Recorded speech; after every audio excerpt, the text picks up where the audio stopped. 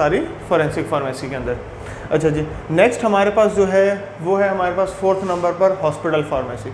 अच्छा, hospital pharmacy के नाम से ज़ाहिर हो रहा है, हॉस्पिटल का मतलब ये है कि भाई एक हॉस्पिटल के जो अंदर अटैच फार्मेसी है उसको हम क्या कहेंगे, हॉस्पिटल फार्मेसी कहेंगे। इसमें क्या बात कर रहा है, where ill patients are treated. Definite सी बात है, वहाँ पर कौन से पेशेंट्स ट्रीट होंगे, जो बीमार होंगे। हॉस्पिटल में हम खुशी से तो नहीं जाते हैं, ज़ाहिर है जब बीमार होते हैं, तकलीफ़ में होते हैं तो हम हॉस्पिटल जाते हैं। तो where ill patients are treated, जहाँ पर भी पेशेंट बीमार होता है हॉस्पिटल में, उसको हम हॉस्पिटल फार्मेसी कहते हैं। Hospital is an institute where ill patients are treated. The hospital pharmacy is a department or institution of any hospital where pharmacy practice has been done. ठीक हो गया, यानी कि यहाँ पर क्या हो रहा है, बेसिकली फार्मेसी की प्रैक्टिस हो रही हैं। किस लिहाज से देखें, ड्रिप्स वगैरह लग रही हैं, ड्रिप्स जा रही हैं पेशेंट के लिए, इसके अलावा इंजेक्शन हैं, पेरेंटल्स प्रिपरेशंस जितनी भी हैं सारी हैं, इसके अलावा सस्पेंशन, सिरप्स, ये सारी चीज़ें वहाँ पर प्रोवाइड की जाएंगी, टैबलेट्स, कैप्सूल, ये सारी किस में आ जाती हैं, ये फार्मेसी प्रैक्टिस में आ जाती हैं। The pharmacist working in hospital is also known as hospital pharmacist. अच्छा, और अब ये इन सारी चीज़ों के लिए एक हॉस्पिटल फार्मासिस्ट की ज़रूरत होती है, इसलिए हम उसको क्या कहेंगे, हॉस्पिटल फार्मासिस्ट कहेंगे, तो जो वहाँ पर हॉस्पिटल में काम कर रहा होगा। अच्छा, अब हमने फार्मासिस्ट का लफ्ज़ लिए। फार्मासिस्ट बेसिकली क्या है, यानी कि जो फार्मेसी क्या होती है, बेसिकली ये 5 years प्रोग्राम डिग्री होती है। A person that hold form D from pharmacy council registered, यानी कि जो फार्मेसी काउंसिल से जो रजिस्ट्रेशन लेता है ना, 5 साल की डिग्री होती है हमारी, कोर्स वर्क होता है, तो उसको हम क्या कहते हैं, उसको हम फार्मासिस्ट कहते हैं। इसके अलावा क्या है, the provincial council enter the name and respective as registered है, तो उसको बेसिकली हम क्या कहते हैं, रजिस्टर्ड ए कहते हैं, यानी कि कैटेगरी ए का जो पर्सन होता है 5 years डिग्री प्रोग्राम, उसको हम फार्मासिस्ट कहते हैं। अच्छा, इसके अलावा सेकंड नंबर पर है फार्मेसी असिस्टेंट। इसी के अंदर पॉइंट एक और ऐड हो रहा है, उसके बारे में मैं ज़रा आपको ब्रीफली बताता चलूँ। Any person who hold diploma in pharmacy from any college और यूनिवर्सिटी एंड वो भी डिप्लोमा होता है। बेसिकली जो फार्मेसी असिस्टेंट का डिप्लोमा होता है वो 2 years प्रोग्राम होता है, वो भी फार्मेसी काउंसिल ही हमें रजिस्ट्रेशन देती है, उसके लिए भी हमें लाइसेंस वो देती है, उसको हम रजिस्टर बी कहते हैं या कैटेगरी बी में अलॉट करते हैं। अच्छा जी, इसके अलावा क्या है, उसके पास क्या कौन कौन से an assistant pharmacist the main working area of hospital pharmacy is. अब उसके पास कौन कौन से रूल्स होते हैं या कौन कौन से इख्तियारात होते हैं वो देख लेते हैं। Purchasing of quality of medicine, एक तो सबसे पहले ये हम सबसे पहला जो हमारा काम है, हमें इंश्योर करना चाहिए हमारी मेडिसिन की क्वालिटी, उसकी एफिकेसी में हम किसी किस्म का कंप्रोमाइज़ नहीं कर सकते।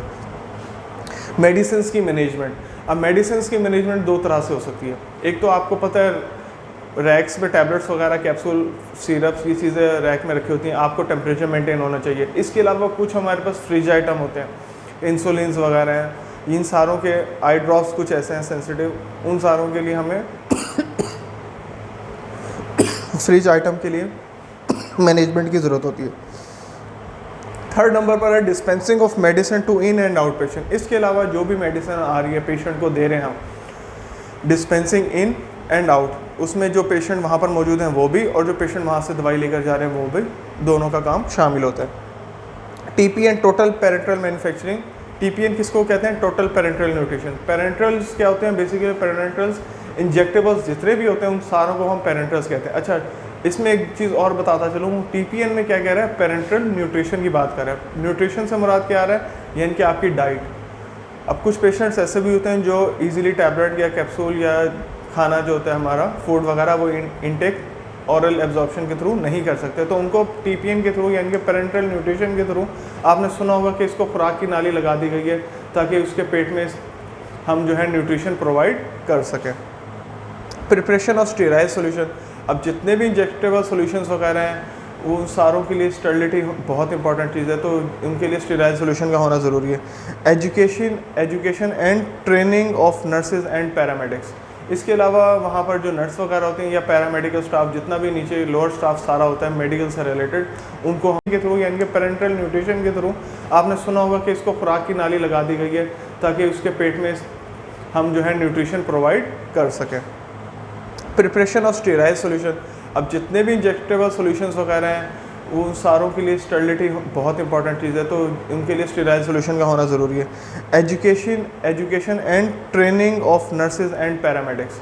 इसके अलावा वहाँ पर जो नर्स वगैरह होते हैं या पैरामेडिकल स्टाफ, जितना भी नीचे लोअर स्टाफ सारा होता है मेडिकल से रिलेटेड, उनको हमें प्रॉपर ट्रेनिंग प्रोवाइड करना लाजमी होती है। तो ये सारे किस में आ जाते हैं, ये फार्मेसी असिस्टेंट। बेसिकली हम जो फार्मासिस्ट को या उस फार्मेसी को असिस्ट कर रहा होता है एज असिस्टेंट के तौर पर, उसको हम क्या कह रहे हैं, फार्मेसी असिस्टेंट। और वो भी क्वालिफाइड होता है, उसका भी 2 इयर्स प्रोग्राम होता है, उसको हम रजिस्टर्ड बी या कैटेगरी बी में हम उसको रजिस्टर्ड करते हैं। वो भी फार्मेसी काउंसिल से रजिस्ट्रेशन होती है, फार्मासिस्ट की भी फार्मेसी काउंसिल से ही रजिस्ट्रेशन होती है, यानी कि दोनों की रजिस्ट्रेशन हमारे पास फार्मेसी काउंसिल ही हमें प्रोवाइड करता है। ठीक हो गया। तो ये थी हमारे पास 2 तरह की टाइप, फॉरेंसिक फार्मेसी और हॉस्पिटल फार्मेसी। और हॉस्पिटल फार्मेसी में हमने देख लिया फार्मासिस्ट और फार्मेसी असिस्टेंट में डिफरेंस। और साथ में मैं आपको बताता चलो, हॉस्पिटल फार्मेसी जो एक्सटर्नल का थोड़ा फेवरेट क्वेश्चन में आ जाता है, या तो वो टाइप्स पूरी पूछ लेता है, या फिर वो हॉस्पिटल फार्मासिस्ट, हॉस्पिटल फार्मेसी, और इन दोनों में फार्मासिस्ट और फार्मेसी असिस्टेंट में डिफरेंस का शॉर्ट क्वेश्चन आपको आ जाता होता है। ठीक हो गया। Thank you so